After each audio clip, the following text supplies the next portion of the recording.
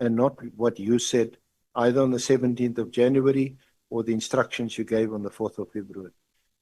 Yes. You see, when we say immediately, when they say disband immediately, it does not necessarily mean that close the shop now, leave everything and go. It's not what it says. We can read, we can go through this document that is drafted. Remember, it makes provision for handing, it says case over protocols, a comprehensive handing over protocol for an ongoing investigation must be established and implemented in consultation with the Divisional Commissioner for Detective Service. This protocol should include complete case files, evidence. Now, I want us to go to the previous paragraph that says accountability. Effective immediately, all investigative personnel of the of the task team responsible for case docket are directly accountable to the Divisional Commissioner and Forensic Service until they are reassigned to alternative units. This personnel will remain responsible for all investigations and resources allocated to them until a formal handing over is completed in accordance with the established protocol. Do you follow, Council? Now, this was not immediate.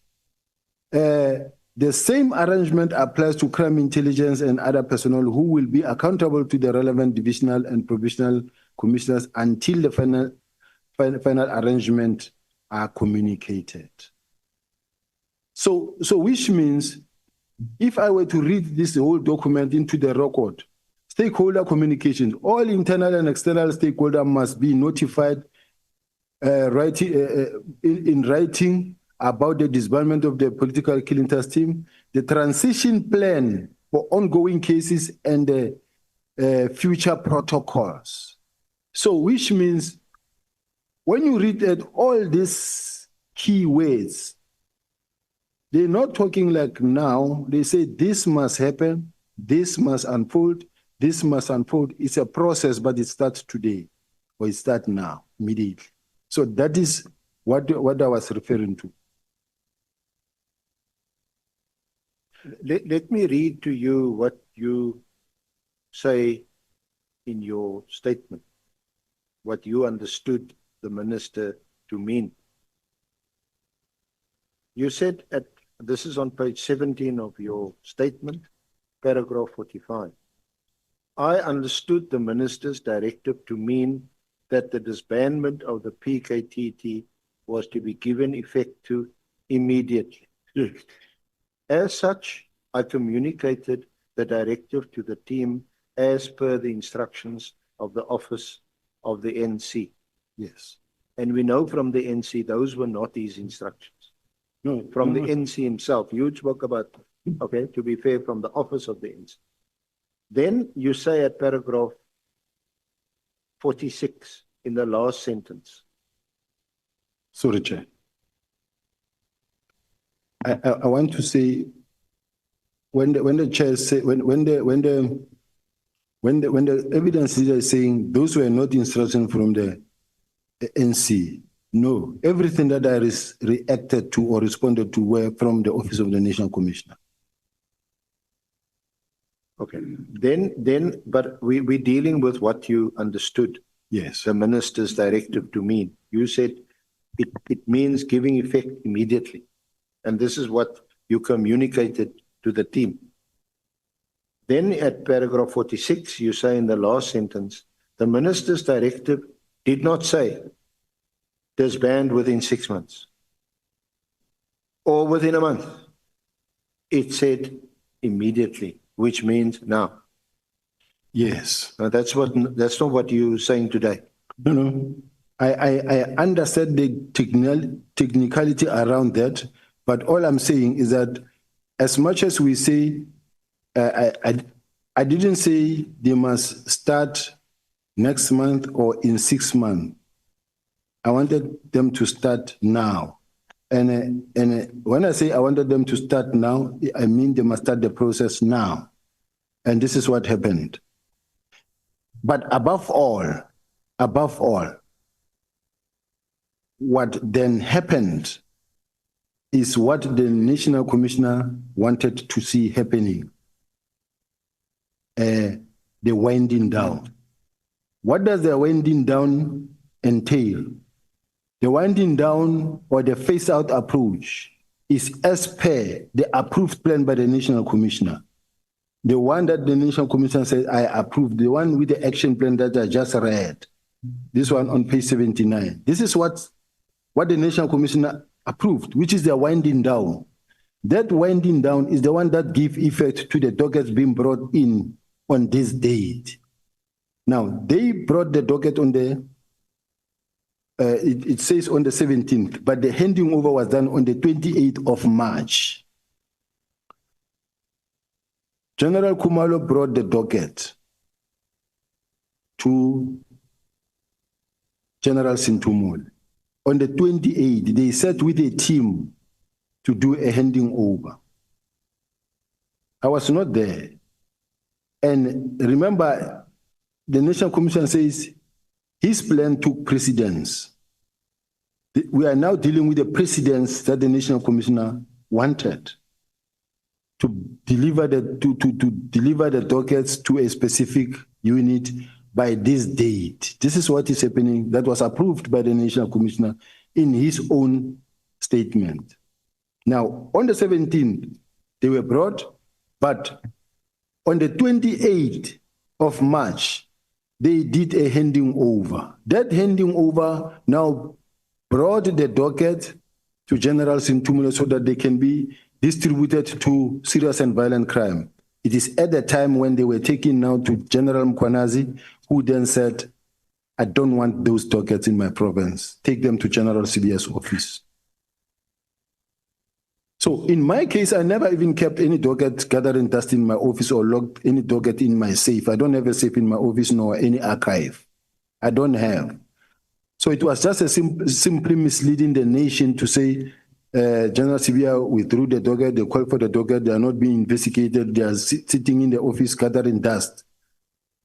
They never gathered dust in my office. They were taken, as per the plan of the National Commissioner, taken to where they were supposed to be taken up until the provincial commissioner said, I don't want them.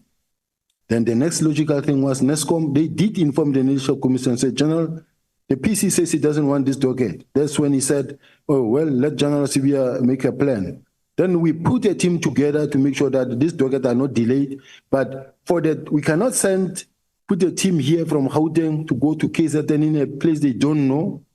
And then without any budget, they need to be protected. They need accommodation. They need S&T. Now, we needed to have a budget application. That's when we applied for a budget. And we applied. We did mention even in the report that the PC says it doesn't want these dockets, but they must be investigated. And then we wrote, the National Commission never responded. Up until after I left, the National Commissioner wrote a letter that says, what are the dockets doing at head office? Some of these dockets must be taken to the stations where they belong as agreed. As agreed. Which means there was an agreement that they must be taken to those stations. They must be taken back. Yes. That was the agreement. You had taken it away. According to your instructions, you wanted it back. And that was in line with your approach that the team must be disbanded immediately. This transition plan that Khumalo spoke about at several meetings, including before the Police Portfolio Committee, was transitioning the team towards some endpoint. In fact, they say no new cases will be taken. In other words, they will continue with the existing dockets that they have until they complete their task. Your position was to end that task immediately. That's why you asked for the dockets to be taken back. How else would they continue, General Sibiya, with respect, with their task if you've ordered the dockets to be brought to head office in Pretoria? Council, we are past that stage. We agreed that this docket, the National Commissioner produced an action plan. He said he approved this action plan. The National Commissioner said, I told General Kumalo to write a report. My report took precedence over General Sibiya's report. In other ways, anything and everything that happens after the National Commissioner said, my instruction as the National Commissioner took precedence, which means anything and everything going forward is the National Commissioner's instruction. Now, the National Commissioner, together with General Kumalo, they came up with an action plan. In this action plan, I was not present when they drafted this action plan that says we will have the dockets delivered to murder and robbery units on this date. It came from the National Commissioner together with General Kumalo. They agreed. And this is what they're implementing.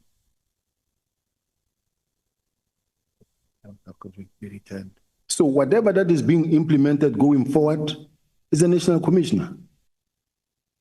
Well, General Sibiya, can I just in relation to this issue, can I ask you to go to page 19 of the core bundle, 19 of the core bundle, which is the affidavit of Brigadier Kuneni in the search and seizure warrant application.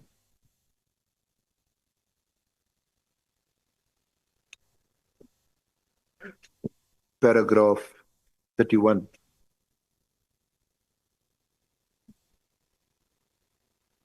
Of the core Bible, paragraph 31. Yes, I am there, Chair. You got it? I've got it, Chair. Paragraph 31 reads as follows.